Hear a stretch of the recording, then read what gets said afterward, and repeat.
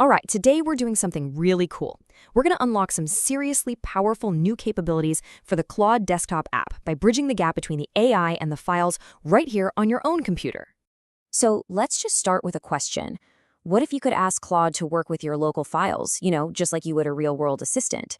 This isn't just a fun thought experiment. It completely changes how you can use AI on your desktop.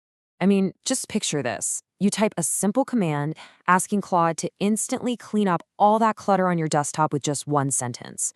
No more dragging and dropping dozens of files one by one. And poof, just like that, it's done. A new folder pops up, and all your images are tucked neatly inside. This is the exact kind of power we're going to unlock today. So let's get into how it all works. Okay, so before we get our hands dirty with the setup, let's just quickly talk about the key technology that makes this whole thing tick. And you'll see, it's actually pretty straightforward. The magic behind all of this is something called the Model Context Protocol, or MCP for short. The easiest way to think about it is like a super secure bridge that lets Claude talk to your computer's file system, but, and this is key, only with your direct permission. And you know what the best part is? You only need two things to get started. First, you've got to make sure you have the latest and greatest version of the Claude Desktop app. And second, you'll need Node.js installed. We really recommend the LTS version, that's the long-term support one, just for maximum stability. All right, now for the main event. I'm going to walk you through the setup, and I promise it's a simple, one-time thing. It's probably way faster and easier than you're thinking. Seriously, it all comes down to just these three simple steps. We're going to open the settings, paste in a tiny piece of code, and then restart the app. That's pretty much the whole shebang. Okay, first things first, and this is super important, you need to open the main app settings. So on a Mac, you'll find this up in the top menu bar under Claude. This is totally separate from the account settings you see inside the chat window itself. All right, once you're in that settings window, just look for the Developer tab on the left. Inside there, you'll spot a button that says Edit Config. Go ahead and give that a click. It's going to pop open the little configuration file we need to tweak. Now you're going to see a file open up, and you'll just paste this little bit of JSON code right in there. Don't let it intimidate you. This is basically just a set of instructions telling Claude how to find and start up that local file system server whenever you launch it. Now, the only part you actually have to change here is the file path. This is what tells the server which folders it's allowed to look at. Just swap out username with your computer's actual username. You can see how the path looks for both macOS and Windows. And hey, feel free to add as many folders as you want.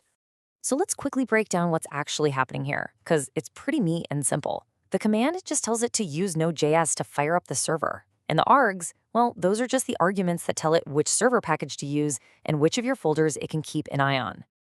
Okay, once you've put your folders in there and saved that file, you are on the home stretch. The very last step is to completely quit the Claude Desktop application and then just restart it. This lets it load up our brand new configuration.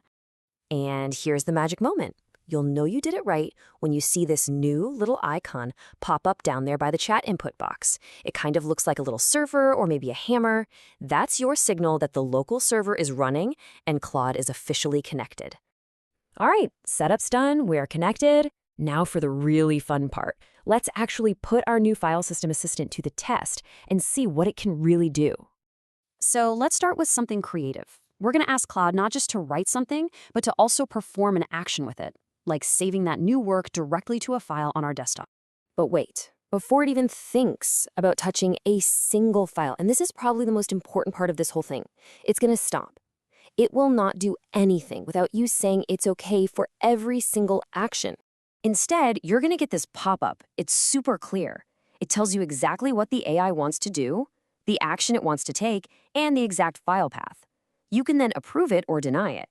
You have the final say. Always. And this is where your imagination can really take over. Think about the possibilities. You could have it search through documents for a specific term, scan your downloads folder for work files, or even automate organizing all those messy screenshots into their own folder. So, let's zoom out for a second. What does all of this really add up to? Let's take a final look at the new capabilities, your new AI superpowers that you've just unlocked. Basically, you've just leveled up Claude. It's not just a chatbot anymore. It's a powerful local assistant that can create, read, search, and organize things for you, all while working securely inside your own digital space. So here's the bottom line. By combining Claude with the Model Context Protocol, you've given yourself local AI superpowers. You are firmly in the driver's seat of a much more capable tool. The only question left is, what are you going to build with it?